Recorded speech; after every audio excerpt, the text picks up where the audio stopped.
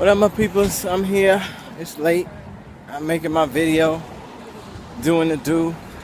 I usually make my video in the morning, but I went to Philadelphia. Still had to work, do the do. Walking through Harlem, looking at my city. But one of the things I wanted to impress upon you guys is victory is what it is. We have a concept of what victory should be and what it should look like. And as we're accomplishing the things that we set out to do, it looks how it looks. And so don't diminish your progress because it doesn't look exactly the way you expect it to look. They did a Harvard study of graduates who accomplished the things that they set out to do and graduates who did not accomplish the things they set out to do. And the only difference is the graduates who accomplished the things that they set out to do actually wrote it down. So the people that actually wrote down the things that they wanted to accomplish actually did it.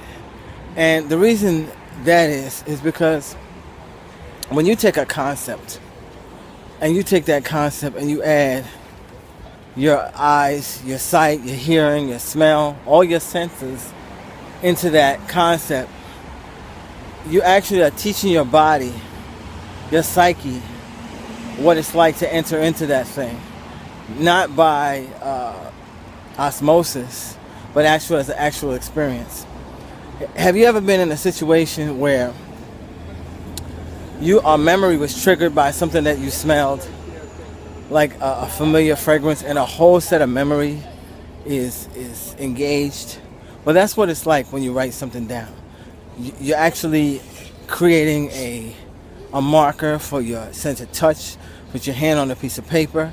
You're creating a marker with the smell of either the pen or the lead or pencil.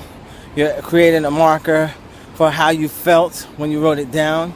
And every time that you go back to it, what you're doing is you are feeding your subconscious mind to automatically do those things that you set out to do.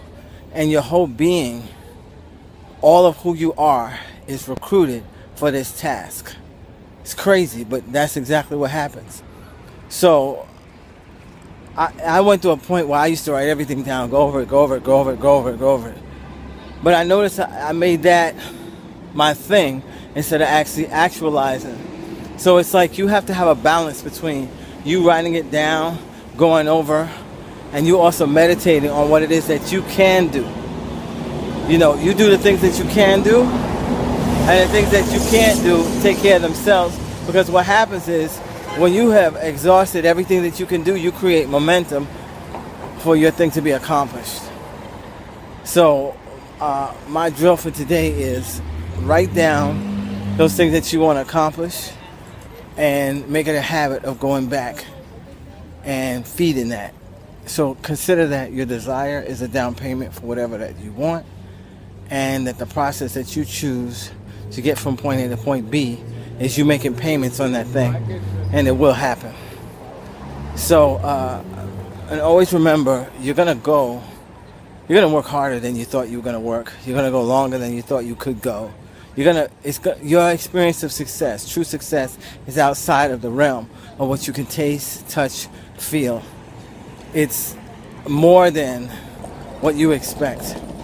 So when we have done everything that we can do and we still push ourselves past that point, that's when you know you're having a true, genuine experience. Because if your success can be whittled down to only your perception, then you really don't have anything.